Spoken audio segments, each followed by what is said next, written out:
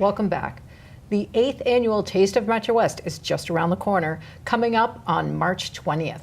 Today we have Paul Joseph, President and CEO of the MetroWest Chamber of Commerce, here to talk a little bit about their signature event. Thank you for coming out today. Thanks for having me.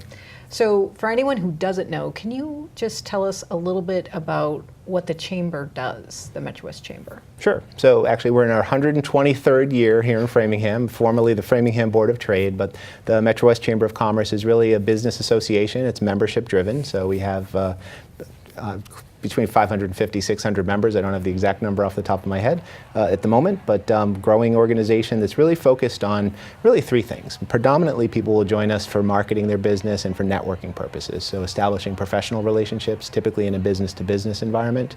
We also are a registered lobbyist with the Commonwealth of Massachusetts, so when small businesses or businesses of any size really have an issue with proposed legislation, or if they're trying to advocate for something in their own communities, we'll try to be supportive. So at the local level, I'll attend a zoning board of appeals or a planning board meeting on behalf of a member. We write letters of support when people are writing for grants and so forth. And when large legislation like the Fair Wages Act or things like that come about that we want to support or our membership wants to support, we can also write letters of support to our legislators. So you do a lot. We do. But the Taste of MetroWest, my favorite event, it's just awesome for anyone who hasn't been. So you've been doing the Taste for just 2 years out of the last 8. What is happening this year? What is new? So actually we made a change to the format last year, which seemed to work very well with people. So one of the common points of feedback we would get is it tended to be very crowded in the ballroom at the Sheraton Framingham. We're having it at the same location, but what we did last year was that we expanded the venue a little bit to open up a different room, an additional room I should say, not different, and then we, within the large ballroom, opened up the flow. So I think what people noticed successfully last year, which we're going to repeat this year, is really just providing a better, what I'll call guest experience. We're really representing these restaurant concepts, and we want to put them in their best light with their prospective consumers as well. So I think people had a better overall experience last year because I think the flow was a little better. This is the Chamber's flagship community event. Can you tell us what do you think makes it so popular? Well, the food and the drinking.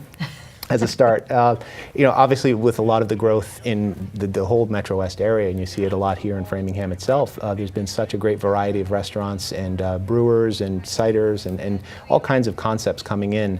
But also we use this as our sort of marquee event to showcase small businesses and showcase our not-for-profit partners in the community. So in addition to the restaurants and the beverage purveyors having their booths, we also provide exhibition space for a lot of the not-for-profits in the community to really get the word out about the services they provide. So, I think I used the phrase last year when we were talking about, it truly is community in the sense that people are coming out to socialize over food, but while they're socializing, they can have a conversation with potentially somebody that's providing social services in their own community, or, helping to provide, language skills or whatever those good works are that people are doing with the not-for-profit community. So, for me, as a chamber organization, we're predominantly business-to-business focused, and we sort of are a channel of marketing for our members. This is a great opportunity for our membership and the not-for-profit members to really connect directly with their consumers.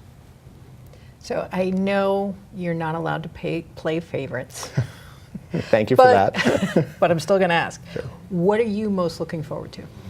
I'm looking forward to the whole thing. I think what makes this work is we really focus appetizer through main course and beverage, as well as overall presentation. What actually I do enjoy most about this, and Framingham State University being our premier sponsor again this year, seeing the exhibits that the individual restaurants put on, the efforts that they put really beautiful displays, some of them putting on cooking demonstrations. Just the artistry of the presentation is great. Definitely makes it more fun to be eating the food that's there. And the food, I think, as many people probably attest to with the new restaurants that are coming in, you're seeing a higher level of restaurant coming into some of these areas, and we have a lot of them featured this year. So I think just the variety it continues to sell me on it.